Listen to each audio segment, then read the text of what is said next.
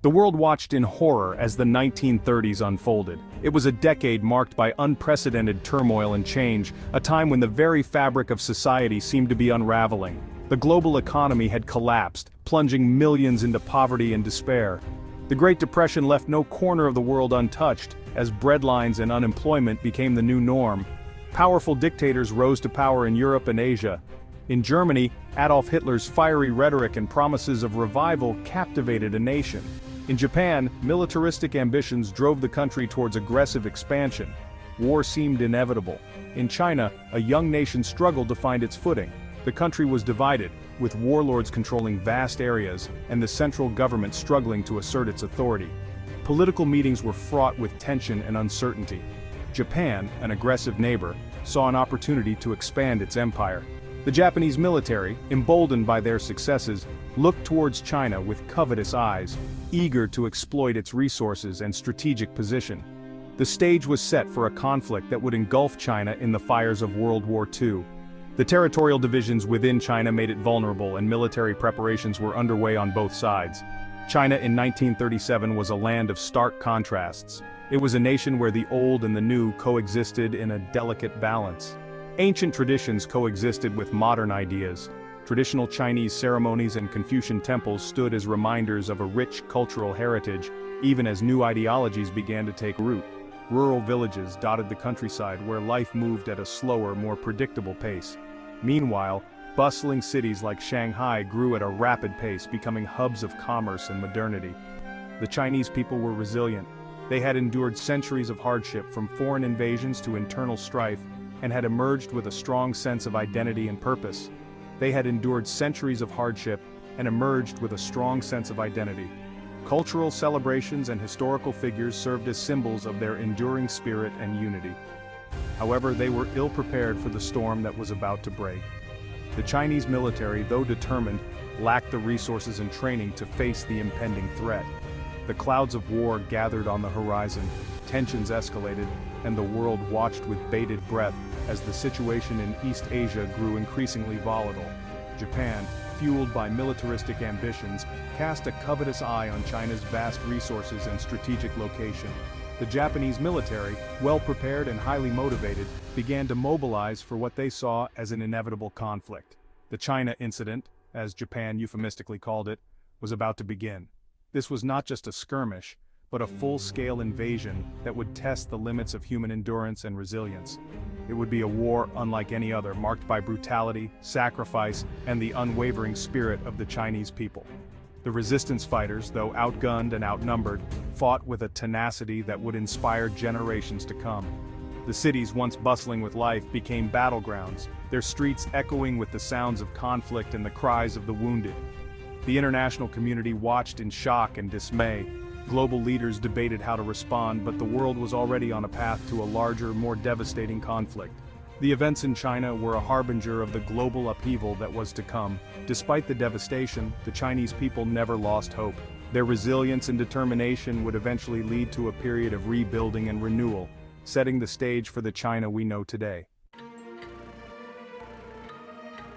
The Marco Polo Bridge incident in July 1937 marked the beginning of the Second Sino-Japanese War.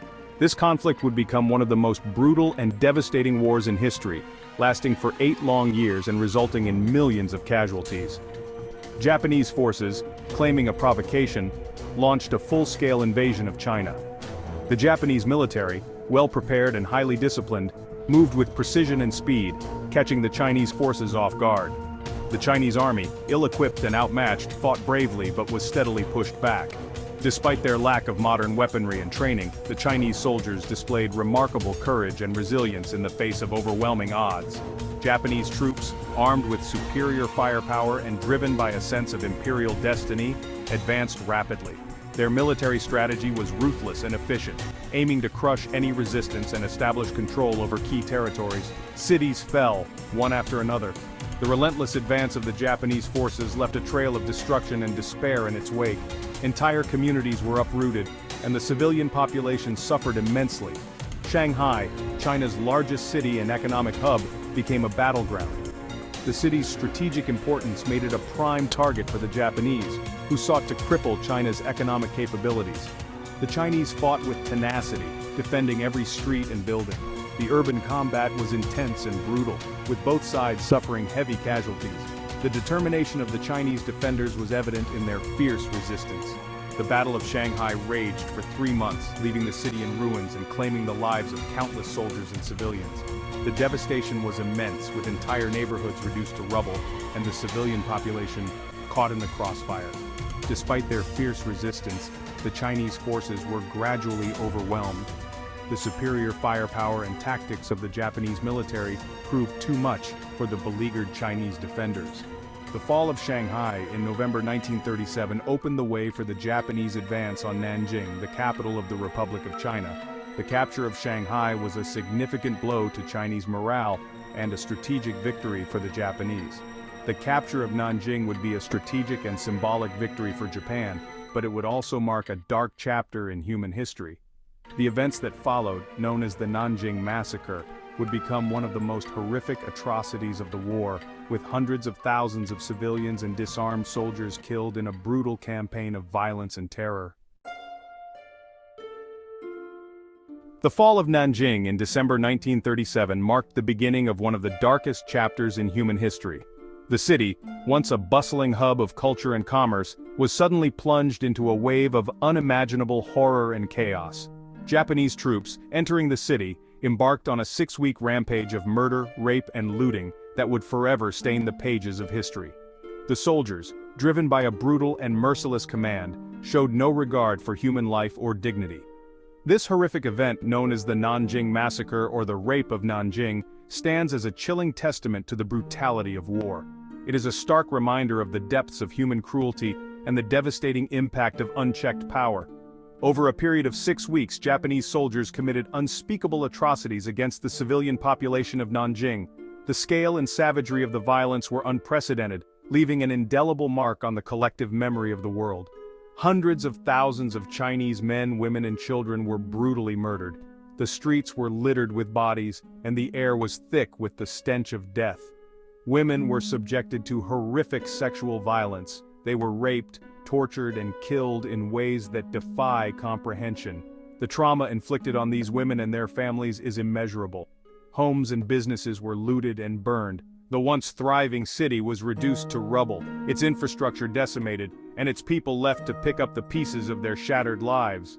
The streets of Nanjing ran red with blood, a grim reminder of the horrors inflicted upon the innocent. The sheer scale of the massacre was overwhelming, and the psychological scars it left behind would last for generations. The Nanjing Massacre was a calculated act of terror, designed to break the spirit of the Chinese people. It was a deliberate attempt to instill fear and submission, to crush any resistance and assert dominance. The Japanese government, however, attempted to downplay or deny the atrocities committed by its soldiers. They sought to rewrite history, to erase the evidence of their crimes and absolve themselves of responsibility.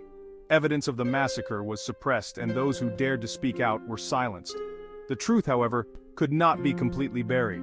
Survivors and witnesses bravely came forward, ensuring that the world would not forget the horrors of Nanjing. Section 4. A flood of refugees, uprooted and displaced. The Japanese invasion unleashed a massive refugee crisis. Millions of Chinese fled their homes, seeking safety from the advancing Japanese armies and the horrors of war.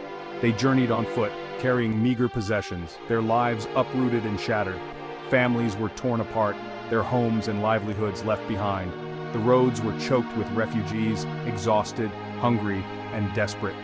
Many died along the way, victims of starvation, disease, or exhaustion. The elderly and the very young were particularly vulnerable, their frail bodies unable to withstand the arduous journey. The Chinese government, struggling to cope with the influx of refugees, established camps and relief centers. However, resources were stretched thin, and conditions in the camps were often dire. Despite the hardships, the refugees displayed remarkable resilience, clinging to hope and the belief in a better future. Section 5. Hunger stalks the land, famine's grip. War and displacement brought with them a new horror famine. The disruption of agriculture, the destruction of infrastructure, and the hoarding of food by the Japanese army led to widespread food shortages. Millions of Chinese faced starvation.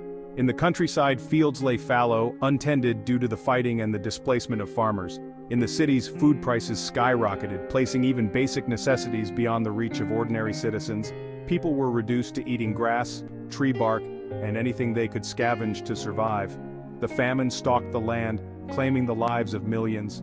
Children were particularly vulnerable, their small bodies ravaged by hunger. The elderly, too, succumbed to starvation, their weakened bodies unable to withstand the deprivation. The famine left an indelible scar on the Chinese psyche, a stark reminder of the devastating consequences of war.